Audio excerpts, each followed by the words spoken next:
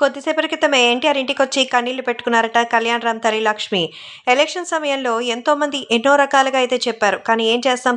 ప్రతి ఒక్కరికి కూడా మరి ఒక టార్గెట్ అంటూ ఉంటుంది. ఎవరిని ఫిక్స్ చేయలేం. కాబట్టి నువ్వు కానీ అసలు కళ్యాణ్ రామ్ కానీ పొలిటికల్‌గా ఎలాంటి నిర్ణయం తీసుకున్నప్పుడు అందరూ కూడా చాలా చాలా మాట్లాడారు. కానీ ఇప్పుడు మళ్ళీ కూడా అన్ని రకాలుగా మీరు డ్యామేజ్ కంట్రోల్ చేయాల్సుంటుంది. కాబట్టి నువ్వు కానీ, కళ్యాణ్ రామ్ కానీ ఏదైనా సరే స్టేట్మెంట్ ఇచ్చి తెలుగుదేశం పార్టీకి సంబంధించి అసలు నందమూరి కుటుంబానికి సంబంధించి మీరు ఉన్నారా? లేరా? అని కూడా ఎవరు పట్టించుకోవడం లేదు. మరి అలా ఉండడం చాలా బాధాకరమైన విషయం.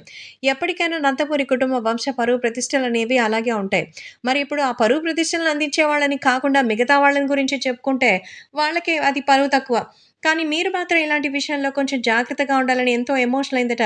సో, సొంత వాళ్ళే పరాయి వాళ్ళని చేస్తున్నటువంటి తరుణంలో పరాయినటువంటి వాళ్ళు బంధువులుగా ప్రేమనందిస్తున్నారు. వాళ్ళే అభిమానులు.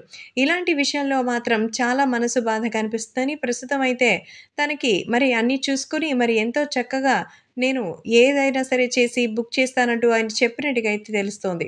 ప్రస్తుతం ఈ విషయాలు చూసైతే మాత్రం అందరూ చాలా షాక్ అవుతున్నారు. రాష్ట్ర వ్యాప్తంగా తెలుగుదేశం పార్టీ గెలవాలనైతే కోరుకున్న వాళ్ళలో మరి ఎన్టీఆర్ కూడా ఉన్నారు. అందుకే ఎన్టీఆర్‌కి సంబంధించి ఈ విషయాన్ని తెలియచేయాలని మరి ఎన్టీఆర్‌కి మరి తోడుండేటువంటి ఈమె కూడా కోరుకున్నారు. ఎన్టీఆర్‌కి సంబంధించి తన పిన్నమ్మగా ఉన్నటువంటి విషయంలో తను గెలవాలని కోరుకోవడం కొసమెరుపు. ఎందుకంటే మరి హరికృష్ణ గారు ఉన్నప్పుడైతే తనని బంగారు పళ్ళెంలో పెట్టుకొని చూసుకునేవారు. కానీ ఇప్పుడే దానికి ఎన్నో